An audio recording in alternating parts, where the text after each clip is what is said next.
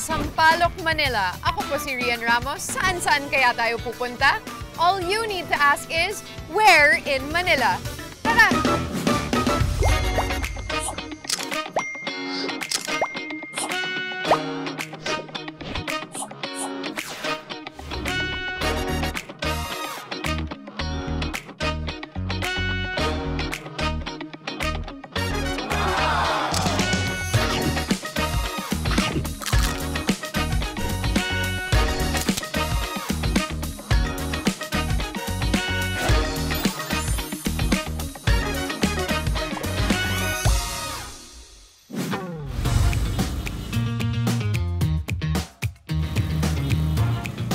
Gaya ng ibang mga lugar na ipinangalan sa prutas, sinasabing mayaman daw sa puno ng sampalok ang parting ito ng Manila na sakop pala noon ng Tondo.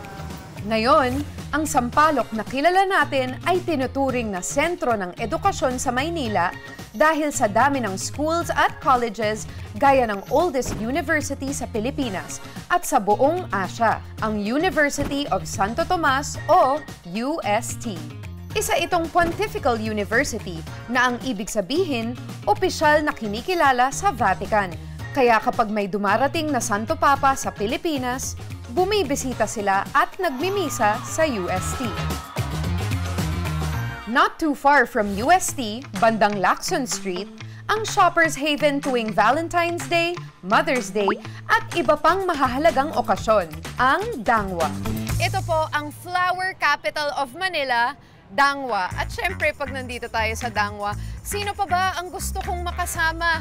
Kung hindi, ang Batang Sampaloc himself. That's right, my favorite Manileño. Hoy! Ano yan? Kung dito ka sa lugar namin sa Sampaloc, mababayaan ba kita? Kung bahala sa'yo. Binubuo ito ng maraming kalsadang sakop ng dalawang distrito sa Manila. Sampaloc District sa bandang Dos Castillas at Laong-Laan Streets at Santa Cruz District sa Dimasalang Road. Ang ganda-ganda naman ng pagka-arrange nito. I've always wondered kung paano nila naiisip yung iba't ibang mga flower arrangement at kung paano ito nagagawa. Gusto mo malaman? Maraming nag-a-arrange dito para at least nandito ka na rin. Matry mo mag-arrange ng flowers. Tara, sample lang kita. Wow, can you arrange it? Oo, bahala sa'yo. Tara.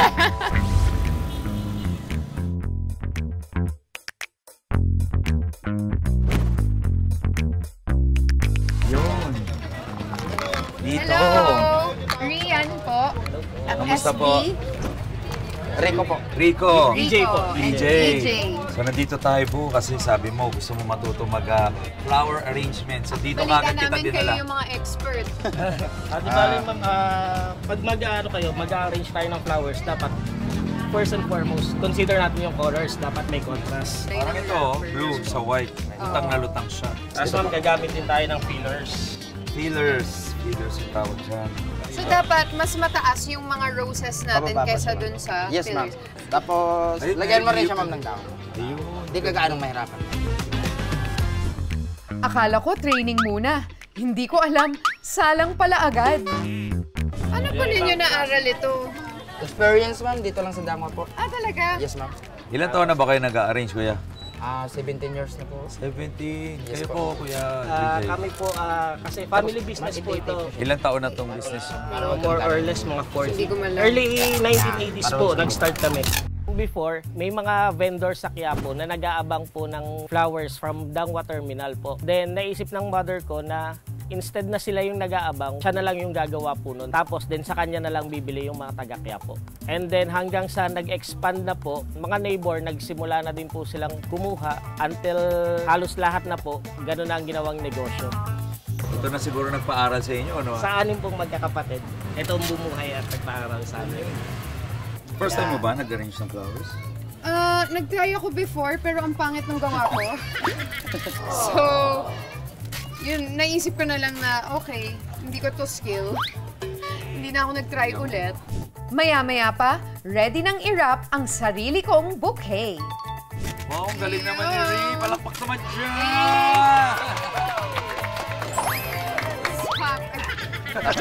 Pero feel na feel. Galing na, Ray. Pagkatapos, Dinala naman ako ni SB sa isang store na may mga produktong medyo kakaiba sa mga nadaanan namin kanina. Ate, ba't yung ibang flowers dito ko lang nakita? Kasi imported flowers po kami. Imported. Yeah. Ito po siya galing Holland po ito. Ano From tawag? Holland. Astrancia po yan.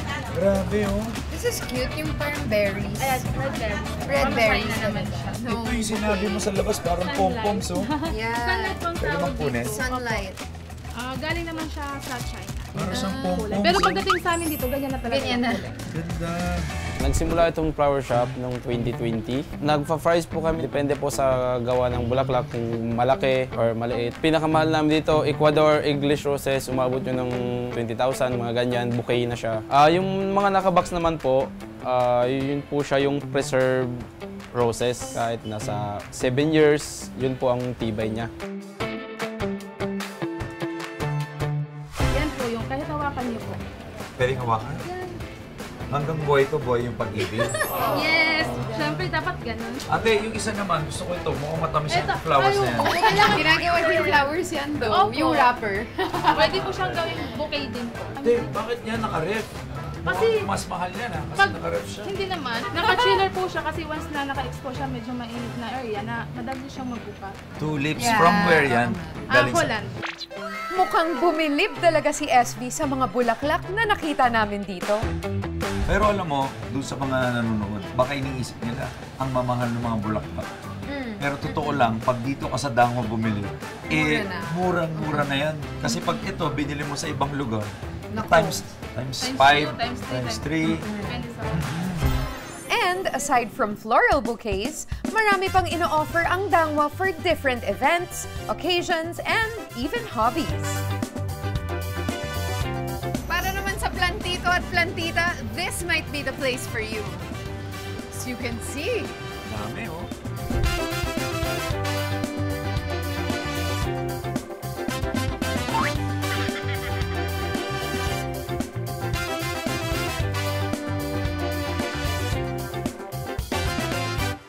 Truly a melting pot of history and culture, learning, and fun things to look out for. And speaking of fun things, you can never go wrong dahil maraming makikita sa side na ito ng Manila na talaga namang uniquely sampalok. Sa pagbabalik yan ng Where in Manila.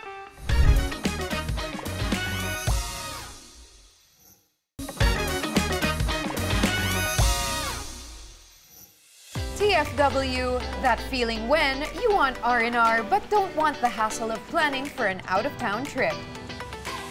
Alam nyo ba na merong hidden gem sa Sampaloc na talaga namang pang world-class ang vibes? All you need to ask is, where? Rian, bakit? Parang pansin ko naka-resort dress ka, naka-sandal. Nandito tayo sa lugar namin sa Sampaloc. Sinadya ko talaga to. Feeling ko may alam ako na hindi mo alam, no? Ay, nako. Alam ko na born and raised ka dito sa Sampaloc, but may na-discover ako dito na pag pinuntahan natin, parang nag-out of town ka na din. Talaga? Gusto mo makita? O sige, tara. Tara! Sige. A serene staycation right in the heart of busy Sampaloc na madaling mahanap at mapuntahan. Mula Welcome Rotonda man o Espanya, ipin nyo lang ang Danea's Place. Unassuming sa labas, pero pagpasok mo sa loob, you'll be amazed with just how this resort hits different. Welcome po to Danea's Hello po, Place. kumusta po kayo? Ako po si SB. And ako po si Rian. Kat po. Dina po. Dina. Nice to meet you. Donna, wow. Welcome to Danea's Pool House. Wow. Yan. Ang laki. Ma'am Donna, first time kong nakakita ng resort dito mismo sa loob ng lugar natin, Sampaloc. As in, parang isang tricycle ko lang galing sa bahay namin. Para na ako nag-out of town. Surprise! Kapit-bahay lang pa. Kapit bahay lang. Paano niyo naisip magkaroon ng ganitong resort sa gitna ng Sampaloc? Actually, hindi naman po siya planado. Unplanned po, tapos di ba nung dumating po yung pandemic, affected po yung mga negosyo namin. Kaya nag-isip po kami ng ibang way para ma-sustain po at maano namin yung mga tauhan namin. nakakabilib naman. Meron pala kaming resort dito mismo sa gitna ng Sampaloc. Yes! At feeling ko mas mapapabilib ka pag nakita mo na yung amenities dito ng resort. Gusto mo ba makita? Tara! Sige, thank you po Ita-tour ko na po Thank si you so Cecily. much! Thank you po. At pagdating sa R&R, check na kaagad ang resort na ito sa #1 requirement nating mga Pinoy. First and foremost, meron silang sariling KTV room. Joke room! Oo, hindi pwedeng mawala yan sa isang resort sa Pilipinas. Siyempre, ito yung pinaka-na-enjoy nating lahat, ang magkantahan. Parang may sarili siyang room na soundproof at naka-aircon pa. Yes. At saka, hindi ito naririnig ng neighbors, so talagang you can sing your heart out.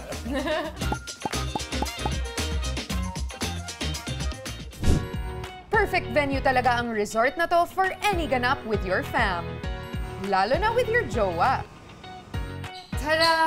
Okay, meron naman tayong very Instagrammable background. It's a love seat. Ayan, di ba? Very relaxing. Pinag-isipan talaga nila yung mga decor sa bawat part nito.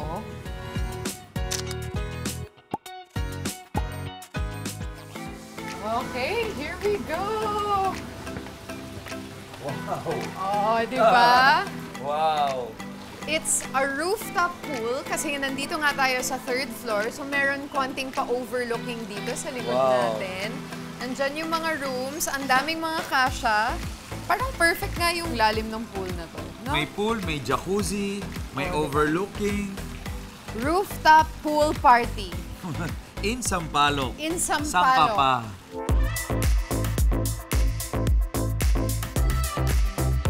Na-surprise ako kasi talagang first time ko nakita ng resort within Sampaloc. Yes, hindi mo talaga maiisip na nandito lang to. Tsaka ang ganda, presko. Siyempre, kung daytime, siyempre may ganyan pa kung ayaw mo masyado magpa-araw, chill-chill ka lang dito. With 3 pools to choose from, plus a romantic view of the Manila skyline. Guaranteed picture-perfect talaga ang R&R nyo dito. Kung Bali-inspired staycation naman ang hanap ninyo, well, meron din yan dito sa Sampaloc. Baba ka lang sa Dimasalang bus stop at tumawid pa Basilio Street para mahanap ang Nad's Place, Manila.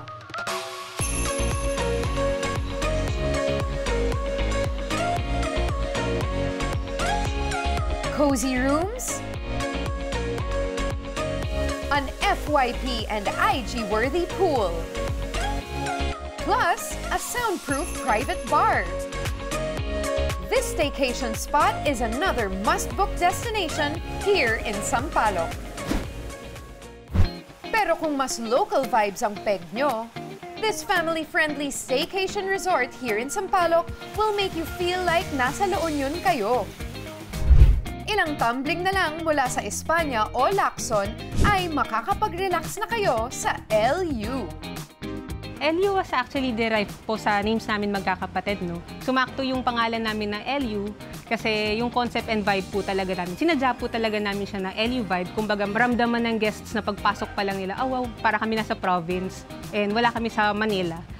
Yung buong place po na to is 300 square meters. Kaya hinati po namin siya into 2 para mas budget-friendly din siya. Ito pong Casa Junicio, mas mura siya kasi nga, as you can see here, yung pool niya is dipping pool. Then, sa other side naman po, yung Casa Sorel, mas malaki kasi siya. Pero basically, same na same siya. May rooms, same na ang amenities. Lahat ng mga pwede mong hanapin sa isang resort, kumpleto dito. Sobrang lapit lang, sobrang convenient. At may nakikita ko, may isa pang additional pool dito Yeah. sa pinakataas. May pa-jacuzzi effect. Parang private jacuzzi dito sa rooftop. Na-inspire tuloy ako na pwede ka pala magkaroon ng sarili mong resort dito sa gitna ng Sampaloc. Bakit ka pa maghahanap sa labas? Eh kung meron naman dito, 1 tricycle away. Gaya nga ng sinabi ni SV, 1 tricycle away lang ang mga resort na ito dito sa Sampaloc. So, what are you waiting for? Summer's almost here and now's the perfect time to book your staycation. At dahil nandito ka sa lugar ko sa Sampaloc, makakalimutan bang dalhin kita sa pinakamasarap at paborito kong lugar dito sa De Los Reyes Street? Nandito yung mga pinakasikat na mga ihawan sa amin. Oh my goodness, naamoy ko na yung lahat ng mga food. Huwag na nating patagalin. Feed me! Let's go! Let's go!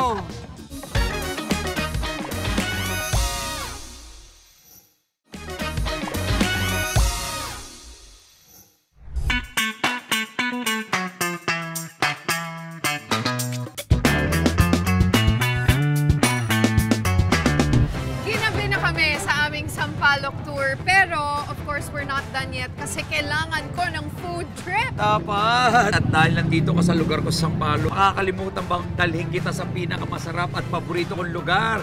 Dito sa De Los Reyes Street, nandito yung mga pinakasikat na mga ihawan sa amin. Oh my goodness, naamoy ko na yung lahat ng mga food. Huwag na nating patagalin. Feed me! Let's go! Let's go! Between the University of Santo Tomas and Far Eastern University, matatagpuan ang De Los Reyes Street, ang tinaguriang barbecue lane ng Sampaloc, Manila. Sakop ito ng Barangay Bomber 467, Zone 46, at sa kahabaan nito is every barbecue lover's dream. Pero bukod sa inihaw, marami pang trending food carts sa De Los Reyes. Isa na riyan ang Irvin's Tofu Squares. Ito yung paborito na tofu squares natin na kinakain natin sa Hong Kong. Meron din kami Nandito rito na. sa Sampaloc. From 3 p.m. to 11 p.m., nakakaubos sila ng around 6,000 tofu squares every day.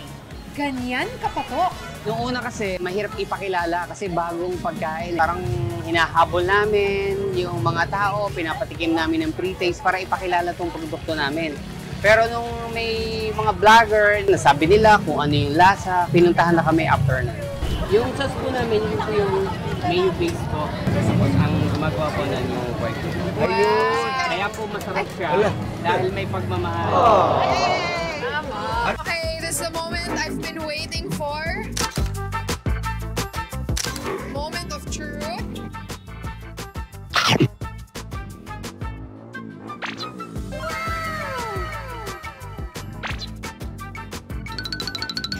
Wow, okay. Legit talaga yung hype. Ang sarap nito. Yung inspiration nila is nanggaling dun sa, nung sizzling siya. May lasa siyang gano'n na parang may pagkasisik, pero fried. And then with the chili oil, super sarap. Ayan. Kuya, harap! Mula hapon hanggang gabi, buhay na buhay ang De Los Reyes sa dami ng iba't ibang food offerings dito. Gaya na lang ng slushy stand na ito that took its inspiration from the night markets of Thailand. Pag gumaganon, anong nangyayari? Naging slush po siya. Mas Magiging naging yellow. malamig. Ay, naging yellow. Uy.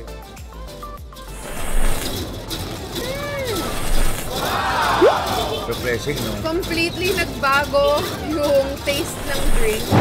Ang galing kasi talagang nagiging slushy siya. May mga little ice bits. Tapos ininuman pa ni SB yung part na to. Napakasarap! On our way to our next stop, napastop kami sa Agaw Pansin na food cart na to. At dahil hindi kompleto ang dinner without rice, umorder na rin kami ng buttered shrimp fried rice. May walk na live dito sa Sampaloc, namiliap. Charot! Ha! Kung pupunta kayo dito on a date, dito nyo dalhin yung date nyo. Kasi pag umapoy, hi! Hi! Style! Galing! Simple. Kung maganda dito, hindi ka lang nakakain. Para ka nakapanood ng show. Alam mo yung maganda dito? Ako. Dahil saan nagsimula itong Simula po talaga to, totoo lang, sa ugbo po talaga. Nag-expand po kasi marami po kami natutulungan.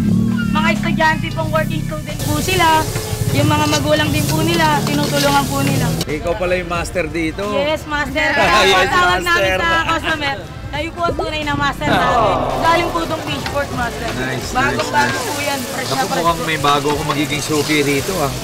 Hindi vlogger, hindi si mayor, kahit kapitbahay, kahit buraot ka. Pasok ka rito. 99 pesos. Yes po. Wow! Pagkatapos ng show ni Master Rem, binaon muna namin ang aming chow fan papunta sa main attraction ng Sampaloc Barbecue Lane. Siyempre, ang ihawan. Ayan o, kompleto yung iba't ibang klase ng isaw, may liempo. May isda, may bangus, may chorizo pa.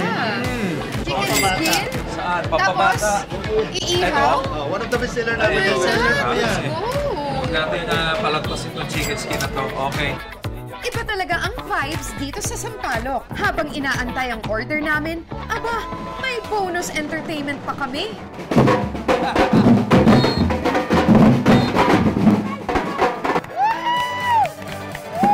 Natin kailangan magantay. Na-feel ko talaga yung party vibe ng Wall Street na grabe rito sa De Los Reyes, no? Samahan nyo kami at kumain na tayo.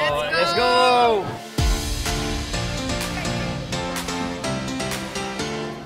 And savory sauce at the same time. Ang sarap ng isaw. Actually, kahit naman kainin mo na mag-isa, masarap na siya on its own.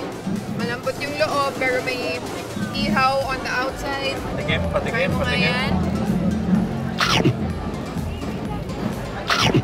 Chicken barbecue nila, sobrang lambot. At saka kahit chicken siya, madali siya ma-overcook. Juicy pa rin. Try naman natin yung Master Mukbang. Oh, talaga? Wow. Grabe yun. Diba? Grabe yun. Yung sauce nila, perfect. Tapos, ayun nga, yung rice, may lasang apoy, which I love. For 99 pesos. Perfectly cooked, hindi over, hindi under. Grabe yun. Lalaki pa, 99 pesos. Sobrang sulit. Wow! Wow talaga. Alam mo, ito yung pangarap ko eh. Sana ma-promote tong De Los Reyes Street sa Sampaloc kasi hindi ito nabibigyan ng pansin. It's such a simple way to really enjoy life. Alam mo yun, everyone here is super good vibes. Nakita nyo naman yung performance ng mga bata kanina, ang gagaling nila. And then, aside from yung entertainment, lahat ng natikman ko dito masarap. Pwede, no? Panglaban international. Walang sakto lang.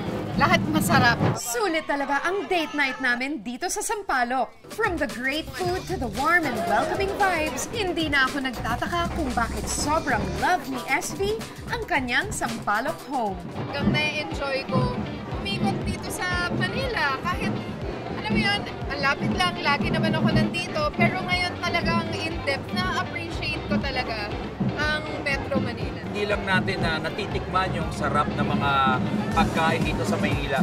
Napopromote din natin yung lugar, napopromote natin yung iba't ibang mga stores. At malaking bagay yan para sa mga store owners, sa mga restaurant owners, para ma-promote yung small business nila. And that wraps it up for our Sampaloc episode. But I think na-scratch pa lang natin yung service at marami pang pwedeng makita dito sa Sampaloc. Ako po si Rian Ramos. SV, Sam Versosa. Saan pa kaya tayo pupunta? All you need to ask is, where in Manila?